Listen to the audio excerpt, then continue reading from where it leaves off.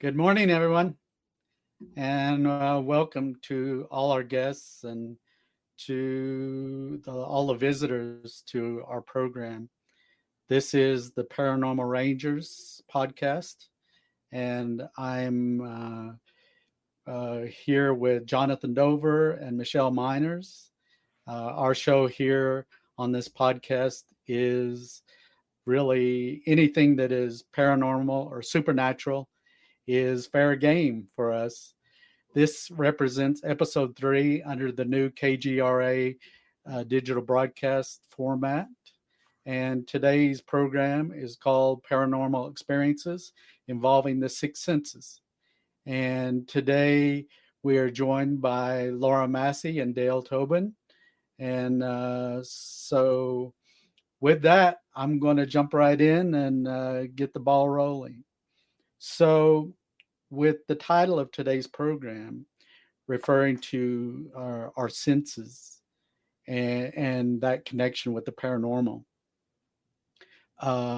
Obviously, it's accepted that there are 5 physical senses that humans possess, that being seeing, hearing, touch and feel, smell and taste. But it's also widely recognized that we also have this sixth sense, or what was referred to early on as extrasensory perception, or ESP. But this is also referred to as, having a intuitive or a gift of premonition or gut instinct. Jonathan Dover and I, having worked law enforcement, really honed and developed the use of that sixth sense, especially when working with those cases as tactical officers, going into special operations theater, and where your adversary is an armed suspect. And a lot of times, both me and John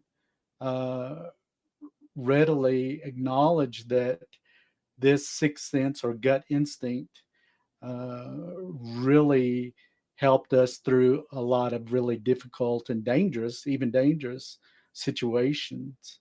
And we as humans like to think that we are at the pinnacle of species here on this planet.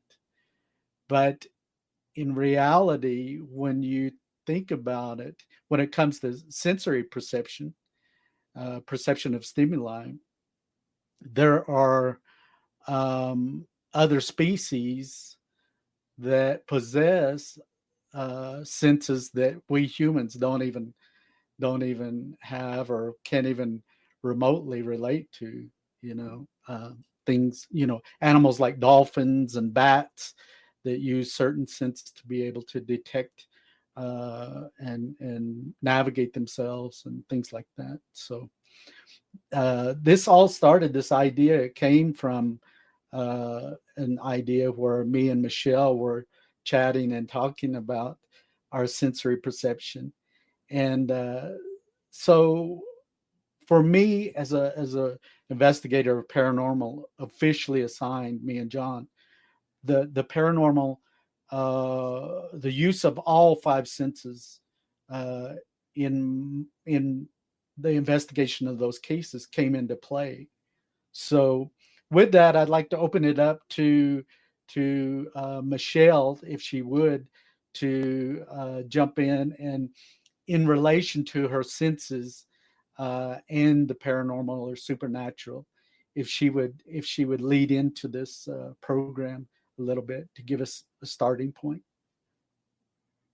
Thanks, Dan. Yeah, it's really interesting how our senses. You had commented about you and John being in the field and as as Navajo Rangers, and you guys had to learn those senses and be instincts against possible danger. In this instance, in my life, things started to open up to me when I was very young, and I didn't understand. I thought it was just normal way of living. And I would have ancestral ties to my relatives as they moved on to the next world, come and visit with me. And from time to time, I still get that. And I always thought that was just normal for a child. I never shared it with my mother or father. I don't know why. Something didn't settle with me to even express it. I thought it was just a way of life until I got older, and I started to guide my life through this perception, whether it was to be of danger or I was going into a situation that may have caused harm in my life. In one situation, I was living in Ireland, and I was with a friend of mine, and we were walking the streets of Dublin, and there was an alleyway on the way down to Grafton Street. And Grafton is a shopping center hub for the Irish in Dublin, Ireland. And all of a sudden, I stopped my friend and put my arm out and to stop her in her tracks. And I said, "We are not supposed to go down this alleyway. I do not know why." And I said, "We're going to need to take another road." So anyways, we took the other road, and then we came to the same junction as we would be going down that alleyway. And there was a group of young men standing there, and they started to chide her and I, but of course, everybody else around us was, public, and they were just being obnoxious and everything. And one of the lads, is what we called them back then, it said, "Come here, speak to us or talk to us." And so my friend, being Irish, she says, "What do you want? What do you need?" And of course, she knew how to handle the situation in the moment, because her being Irish and such, and talking to these gentlemen. And he said, "You guys are interesting." He said, "Who's the big guy behind that one right there?" Meaning me. And we looked at each other, and I said, "What's he look like?" And he goes, "He's 6'3". He's a big man. He has dark hair. He has the same skin as yourself. I don't know, but he's giving me a very stern look right now. And he is just giving me a warning to stay away from you both. And so that is sensory perception of somebody, ESP, whatever you want to call it, a sensory, experience that I had with one of my six senses. Although I didn't have the experience, somebody else did, but they engaged in telling me what they felt and saw. So that's one experience I've had. I've had many that have guided me through my life, even in some of the times that I've been with you guys. We've experienced that, with some of the shows we've done, and I won't get into any of the next experience, because there's a lot of us today that I'm sure have that gift. And I call them a gift because I think as we develop this sensory, I think it's always been with us. Laura, would you like to jump in and tell us about some of your experience in relation to these senses? Just like to say that it's fascinating listening to Michelle there and thinking of the First Nations and how their six senses were finally tuned into this intuition, because you three will know, because they were able to, as far as I can tell, they were able to feel the energy from a footprint using all six senses or using intuition. And things like that, weren't they? The First Nations had incredibly developed senses. Would you say that was right? Incredibly developed intuition? Jonathan has a story and can relate to how one grandmother, Navajo grandmother, is able to use her senses to track various animals, and I'll let John jump into that.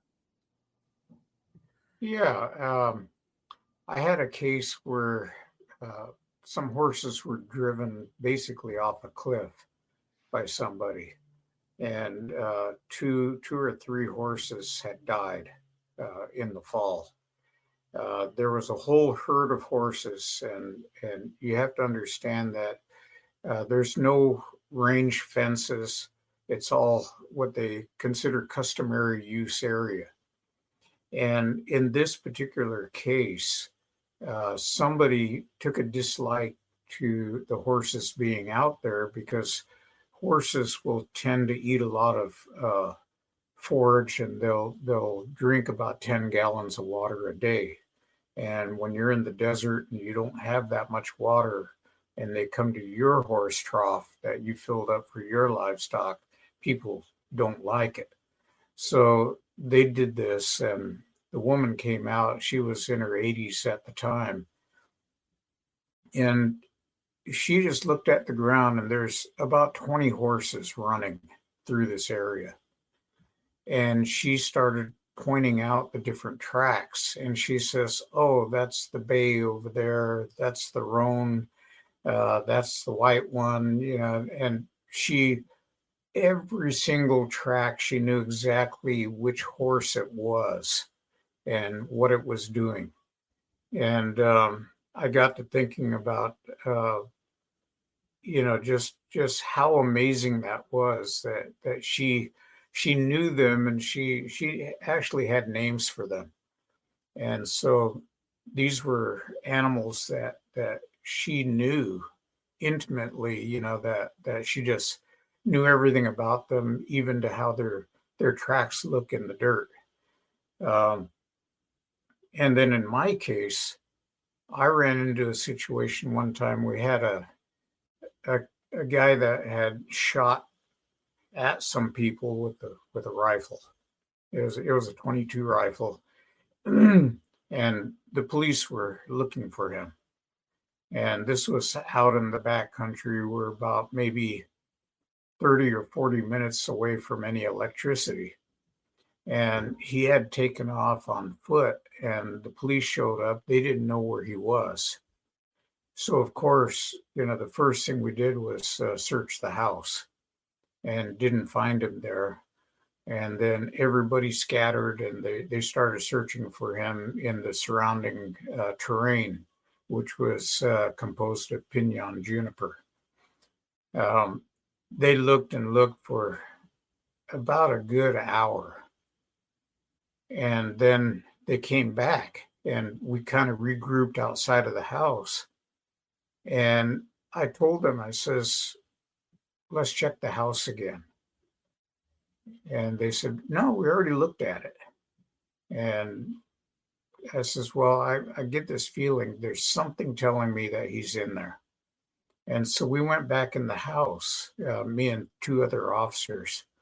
And as I was approaching through the hallway, one of the bedrooms, I suddenly stopped, and I just got this really weird feeling. And I slowly backed up, which is unusual because most police officers, they do what you call suck into a situation. They will charge in blindly.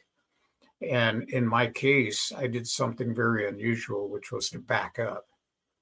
And we got near the entrance of that little hallway, and we started calling toward the room. And we told him, we called him by name, and we says, we know you're in there. Come out with your hands up.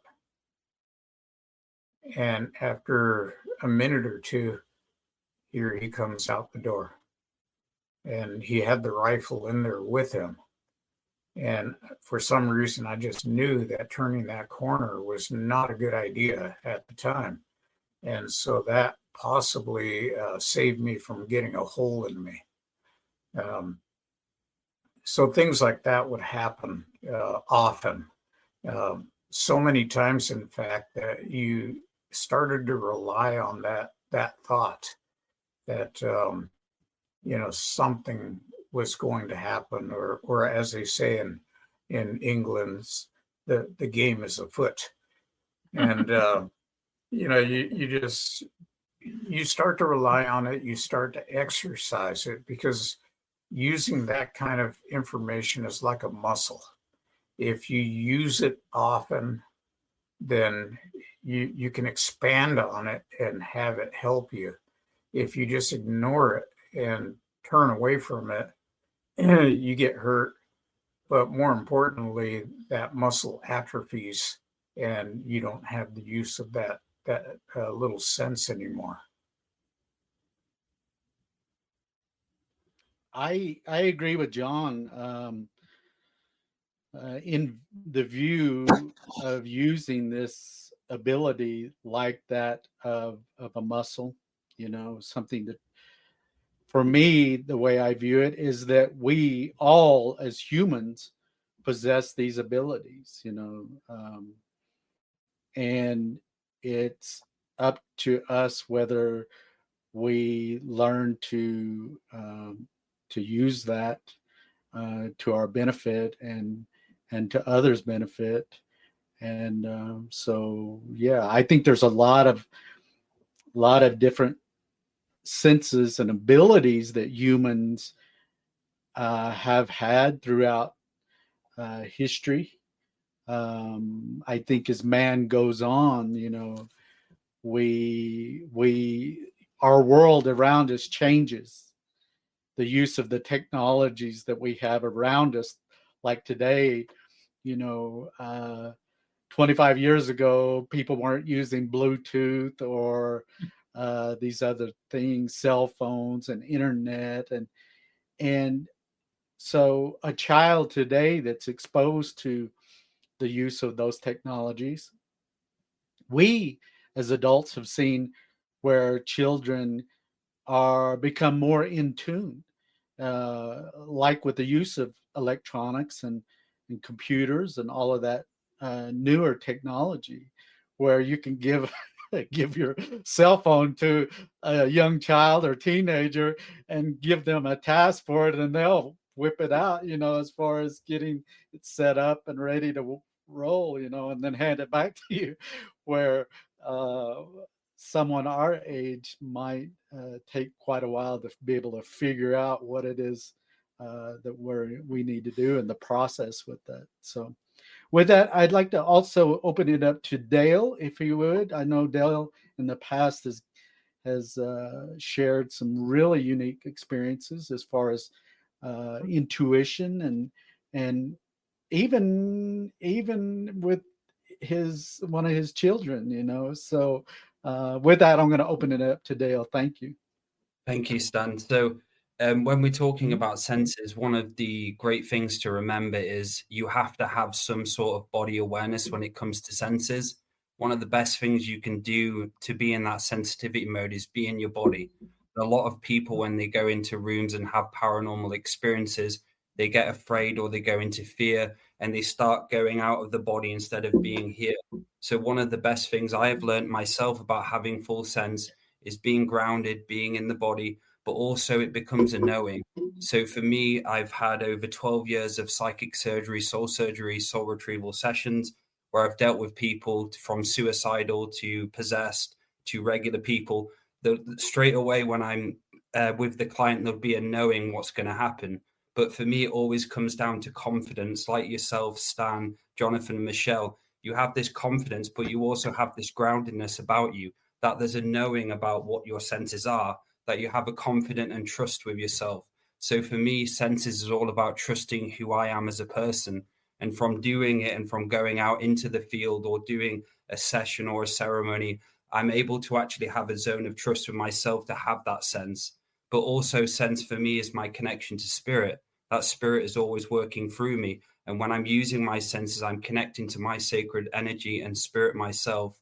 So for me, getting out of the fear, getting out of the worry, getting out of jealousy, getting out of any of these adrenal-based acidic feelings and type of personalities we can bring forward. So my role of senses as well, I've had a one 2 weeks ago where I kept seeing this vision of me going out onto the beach. And I was like, why do I keep seeing this vision of going out into the beach? All of a sudden I walked to the gym, then the gym was closed. And I looked to the left and I could see the beach. And I went, this is the vision I had before. So I sat down on the sand. And as I sat down, there was this UFO craft which came over me. So throughout that day and the lead up to 2 days before that, I just had this knowing that something was going to happen in my reality. So for me, it's day-to-day me is all about it's kind of a knowing now. Like I always have a sense whether something's good or bad, whether I'd go into an environment, whether it's haunted. Before I even get there, I'd have a know that this place has got ghosts or this place has got this and that. So my advice and recommendation for those listening about senses, get in touch with who you are and really know who you are. Knowing thyself is one of the best ways to get in touch with your senses, because sometimes when you go out there, soon as you're in fear, you're in adrenal gland mode and you've lost your senses. And Stan, Jonathan and Michelle, when you're going out into that field and you're so grounded and you have your own choice, you know who you are, that's one of the best ways to really get internalize who you are and the senses around you. So that's my little bit to add there. Hey, Dale, I do have a quick question.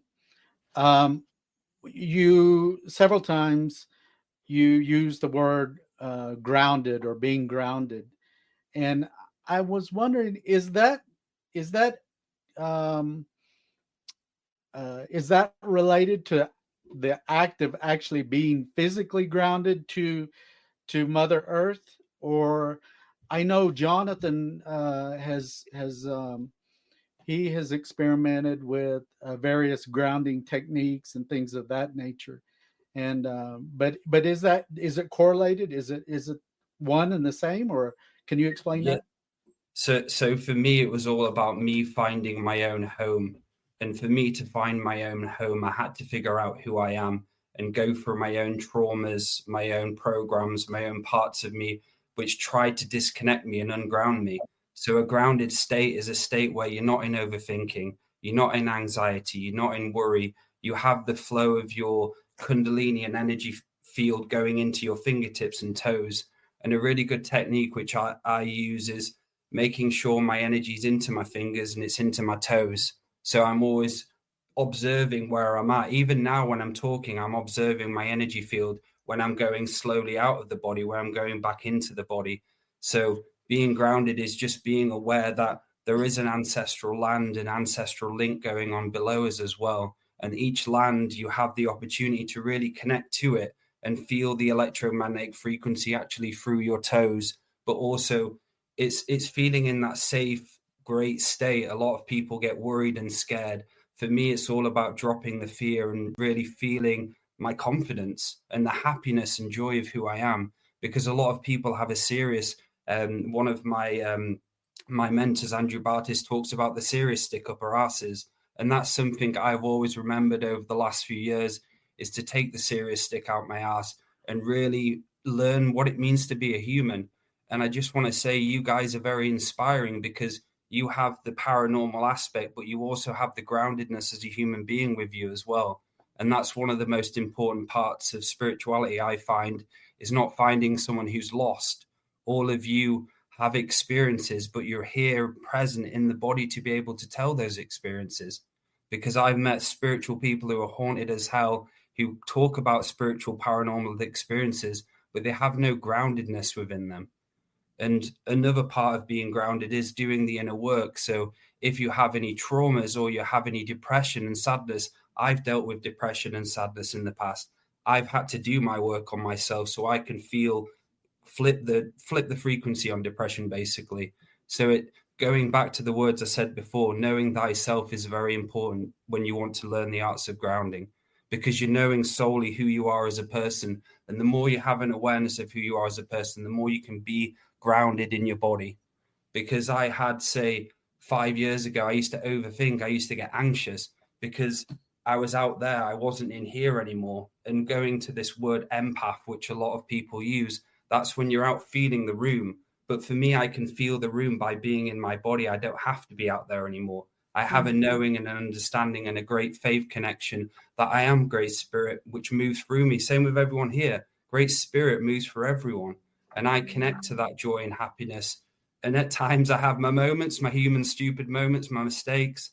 But yeah, I just want to just say how inspiring it is being on this show and listening to you over the years. And when I first saw your show on TV, I was inspired, because I was like, look at these grounded motherfuckers. Sorry to swear, the grounded people, but in the way I was looking for. Yeah, so that's my take of it. Hey, Dale, I have a question for you before Yeah. we go on.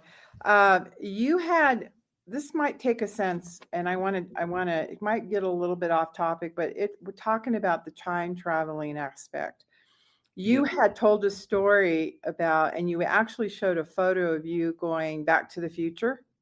Yes.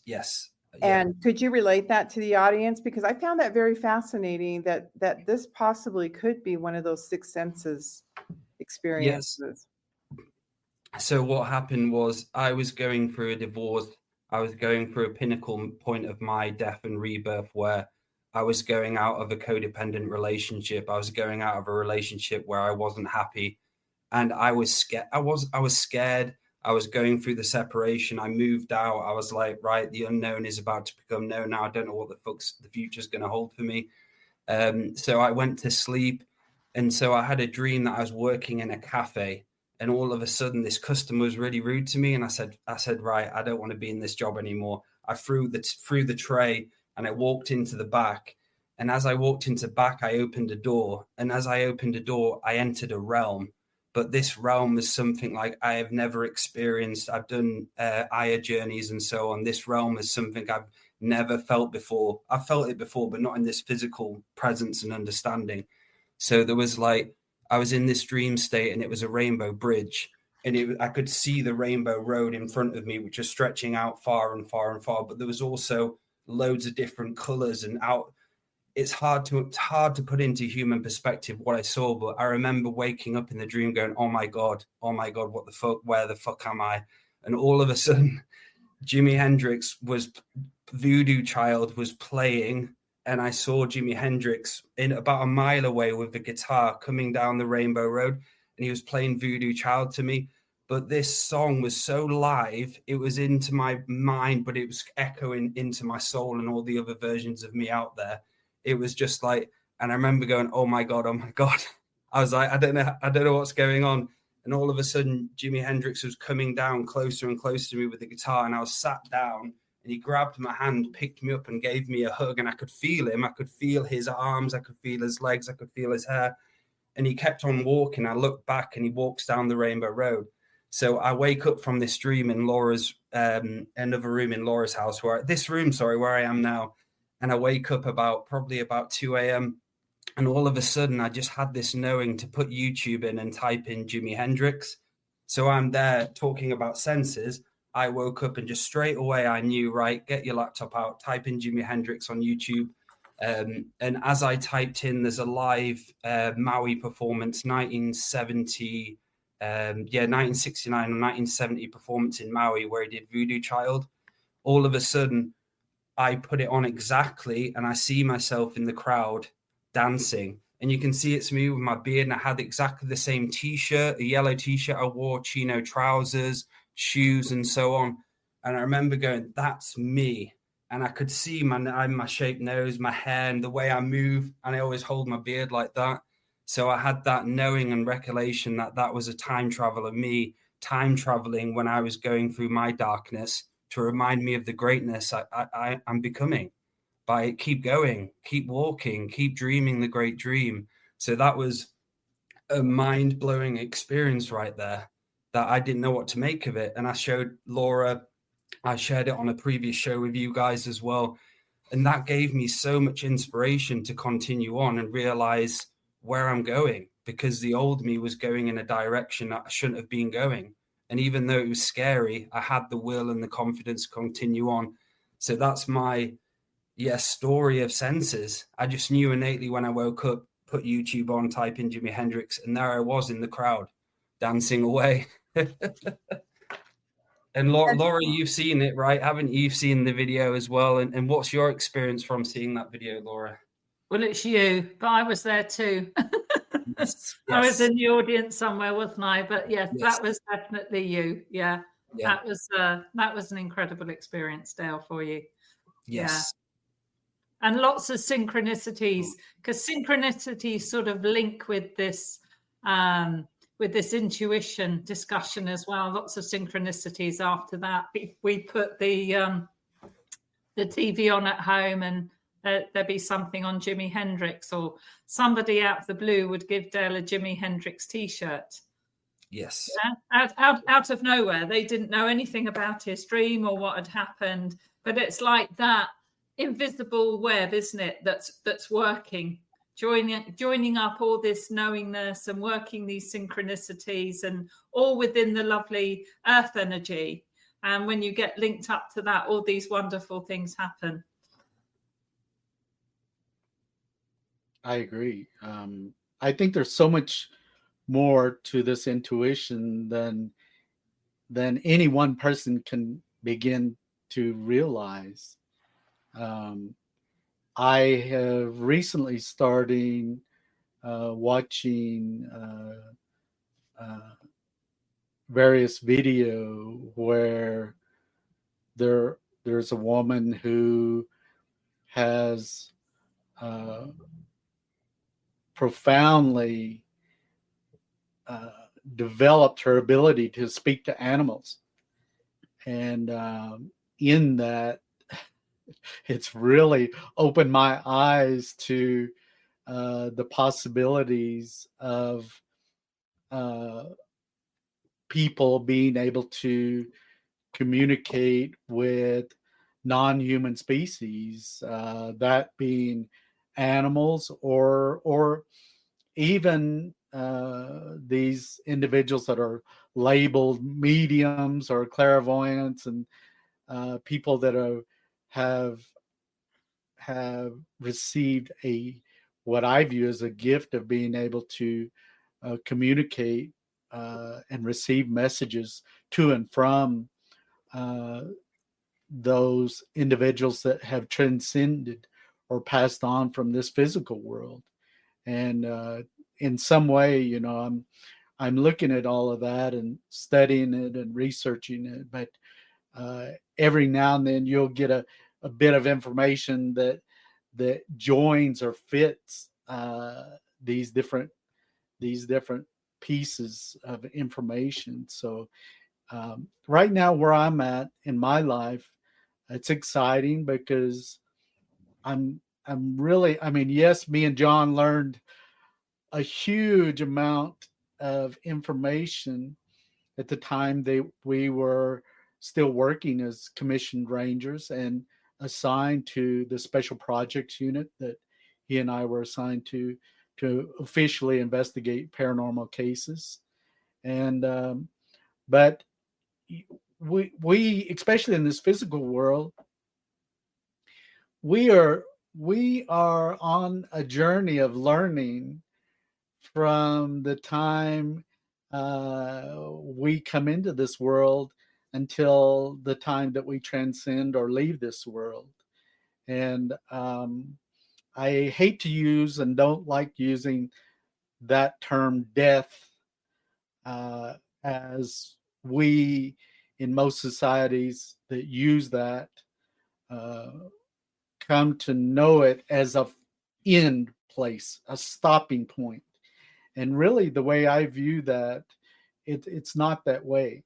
In what I've seen and what I've learned, it is a transition from this physical world to the next plane. Me and John talk about different planes of existence and other dimensions, and others do too. And I even what Dale mentioned about this rainbow road and bridge, when I was researching for the book, when I was looking at other sources and references of the emergent story, creation story of the Nene people or Navajo people, these hero twins that are often referred to in Navajo culture, and traveled and used this rainbow road quite often to be able to get to and from, let's say, to speak to their father, the son, Jonah. Hey, and so anyway, I wanted to open that up to you guys. Anybody wants to add or comment or speak? Yeah, Well, it goes back to lot. intuition, doesn't it, Stanley? Really, your intuition tells you, as mine does, that it's a transition. We leave, say, one dimension and goes to another at death. So for me, is that an inner knowing, something that we're holding in here, which is the intuition? And I guess the intuition is back to all the five senses combined, isn't it? So we have, and I think Dale used the word knowing earlier on. We just have that knowing. It's not even a belief. It is an inner knowing, which is our inner wisdom or our inner tuition, isn't it? Which is intuition. Would you agree with that? That's the way I view it too. Yeah, it is. John, Yeah, you had a comment? Talking about intuition. I ran into a situation one night. It was late at night, and they said that two young men who had been, the parents had passed away, so they had the house, and of course they were drinking heavily, and they got into a fight, two brothers, and the fight must have gone on for some time throughout the whole house, and two knives were produced, and so the fight, was pretty serious, and the police department was called in. I just happened to be in the area and invited myself to the party, and I met with the criminal investigator, and who was a good friend of mine, and he says, "Well, come on, let's go over there." So when we got there, he says one of these guys is stabbed. So he told two other officers, he says, "I want you guys to go around the outside of the house and search thoroughly and make sure that neither one of these guys is still around." And he told me, he says, "John, you come inside and let's search the inside of the house." So we went in. The house looked like something out of a horror movie. There was blood on the walls, on the floor, even on the ceiling. And you could see where the artery had been compromised and the blood had shot out in different streams onto the walls. And so there was a lot of it. We went through the whole house. Every room had blood in it.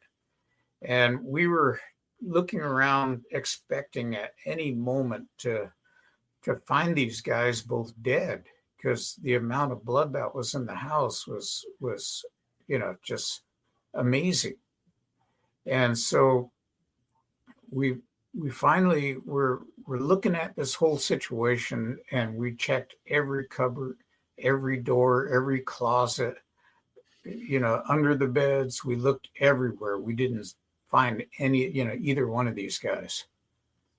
And something in the back of my head just said, "You need to look outside."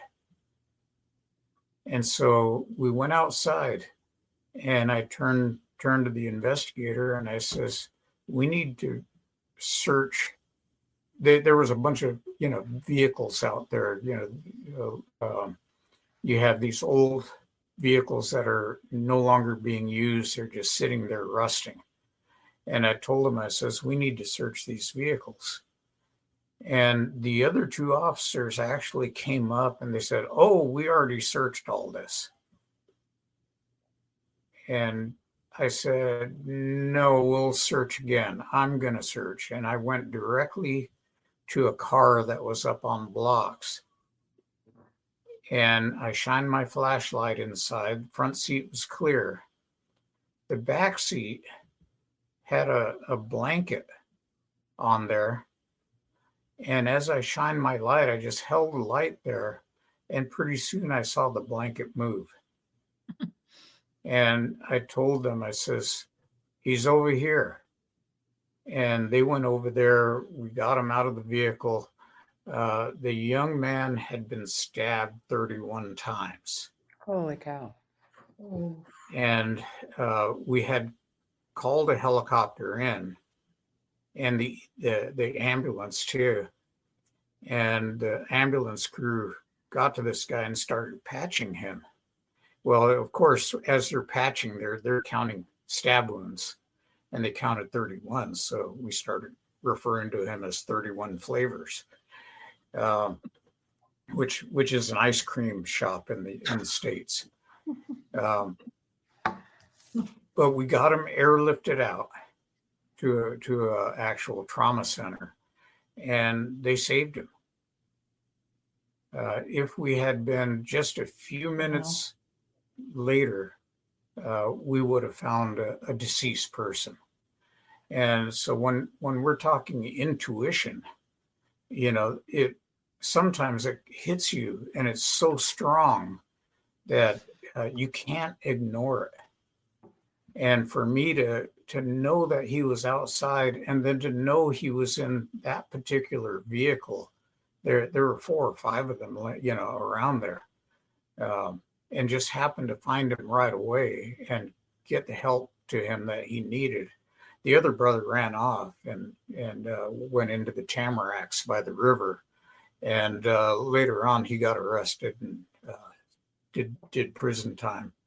But it always struck me that just that act of as we were saying, knowing. And one of the things I did want to mention is that we never display any fear. You remain focused on your job. If you don't do your job, nobody else will. And walking into that house, it would be easy to get fearful because of the amount of blood in the house. And, you right away, you're transported into a horror movie situation. And the normal person, reacts to that and says, I don't want to be here. But when you focus and you get involved in what you're doing, all of that goes out the window. And you head toward what you're aiming to do. How John, much of that is your training, and how much is that intuition, do you think? I don't actually know. It just seems like it happened, and more it would occur. Mm-hmm. And as it occurred, I would just sit there and say, well, let it happen. It's not hurting me, definitely. And on several occasions, it saved my life. And in fact, it got so strange sometimes because, as I've said before, I had a 2-hour drive to get home every day and a 2-hour drive to get to work. And I was in my law enforcement vehicle. And every day that I'd leave, there's about 6 or 7 different ways to drive home. If you're going on I-40 on the interstate, if you're going through the different towns, whichever way, there's a whole bunch of different routes. And no matter which route that I took, there always seemed to be a need for the talents that I had. I was an EMT, so there was an accident, there was a medical emergency somewhere. I was SWAT trained, and there was a man with a weapon that was barricaded in the house. There was always something. And a lot of times I'd get home, like 1 or 2 in the morning. And it got to the point where I could even take a stick and throw it in the air. And whichever way it pointed, I'd go that way. And sure enough, there was a need for me to be there. And after a while, I just quit trying to guess and anticipate or bemoan it and go, I want to get home. I just say, well, whatever, whatever's coming my way, it's going to come my way. And that's just how it is, John, Michelle, you had a comment? I did. Yeah, go ahead. This is gearing towards John. It's really interesting how you talked about fear and the instincts and how you kind of trained both you and Stan. And I'm sure everybody on this show have been trained in their instincts to keep grounded. I like what Dale said earlier about being grounded. You know, the sixth sense was never talked about, but I remember there's a kid actor by the name of Haley Joel Osment, where the movie film, The Sixth Sense, and his tagline, "I see dead people," started to reach the mainstream, and they mystified that instinct that each of us have, and they put fear into that media film. And, you know, people have a fear of the demystification. We need to talk about this to demystify the fear factor. And Hollywood, you know, and there's nothing in Hollywood, they're trying to make a film, but it reached the mainstream. And that became a tagline. I said, I see dead people. And what we're trying to do as rangers and as people focused on demystifying the fear. And like you said, the instinct, you hone your instinct. You don't want to put yourself in danger. And I think this show is really good about what we're talking about today is do not fear what you're going to experience. I think generally what we've been taught government-wise and so on is to fear our own power. I mean, they really don't want us discovering how powerful we are and how we can use that inner wisdom, how we can use that inner tuition, because we can in everyday life. And everybody uses it one way or another, but they are fearful of it. I agree. There are people who think it's, you know, they're told it's wrong to use that, or they shouldn't be using it. And yet it's something that's absolutely natural, as we've all been saying. It's a gift for all of us. But some people just don't realize they have it. And they will tell you when the phone rings, they know who it is who's calling without looking and things like that. People exercise this intuition and this knowing every day, but they're not taught to follow it any further, to work out maybe, is it a link to spirit? Are we being helped from other dimensions? What is it? Is it all within us? Is it all coming from within us? Because that's where all the power is, isn't it? Within us. And I think from my perspective, Michelle, we are just kept pushed down so we do not discover self-empowerment and how to use that self-empowerment for good for ourselves and others. We are a lot of early societies on that, we're conditioned Yeah. from time as a child Yeah, True. to be afraid. I was gonna say that we're taught early on that you don't talk about things like that. yeah, And in today's world, it's all about science. And so science has very rigid guidelines. But what we've often said here, and Stan and Michelle will attest to this, there's a spiritual component that exists. And so, you know, we refer to it as spirit.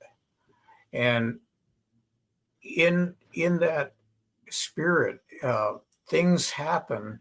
And when you look at it in relation to science, it becomes magic because we don't have a way to explain it properly.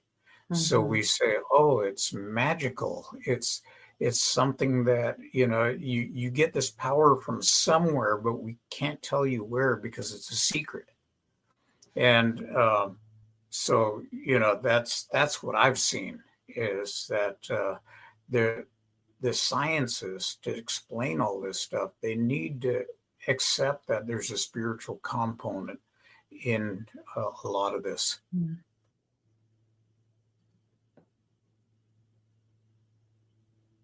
I agree with everything that John had to say there.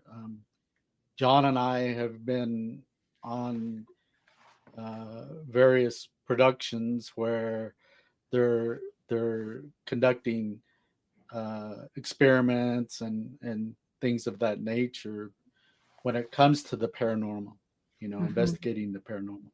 And all too often, it's exactly what John's referring to, the absence of acknowledging that spiritual component to these events and things like that. And so, but I'd like to open that up to anybody that would like to make a comment or. Yeah, so it's just something I want to add is, so my daughter Opal, it's like observing her. I was with her over the weekend, and the rest of my children, like Marley and Heath and so on, it's seeing the innocence and the inner child there. And I learned so much from just observing and look at them, because it's like spirit, they're filled with spirit, and they're in that joy and blissful state all the time. Mm-hmm. And like Opal, for instance, she says things about seeing unseen beings or seeing spirits or seeing crafts and so on. She'll just naturally say it. Like there's no separation. She just knows straight away. And like you were saying, Stanley, it's so true. When you get older, it starts to be conditioned out of you. You start having to learn to get a job. You have to go to school. You start having to have fear and worry about debt, money, having to make a living, so on and so forth. And that goes to the side.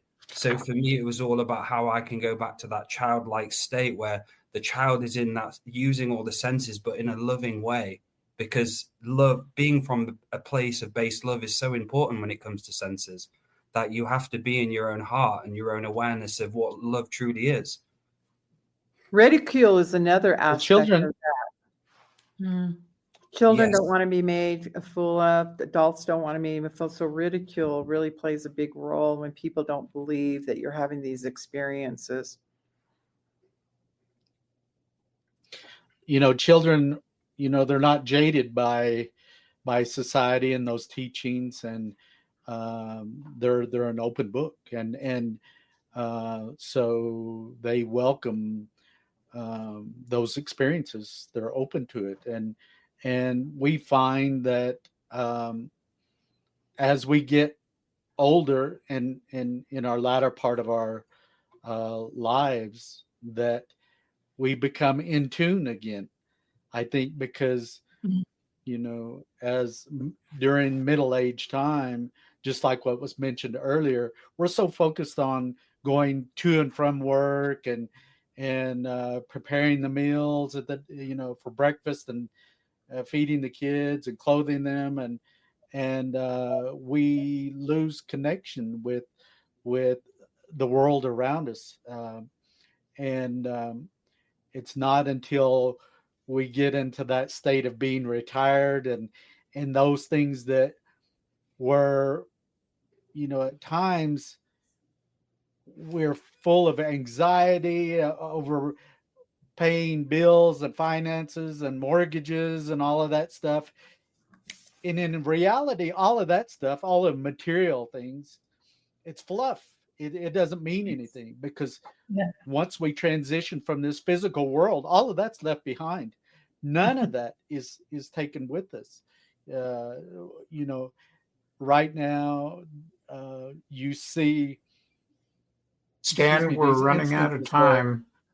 We have 30 seconds left, Stan. Where, okay. Well, with that, I just want to say thank you to everybody that's joined us on this podcast, and thank you for our guests, Laura and Dale.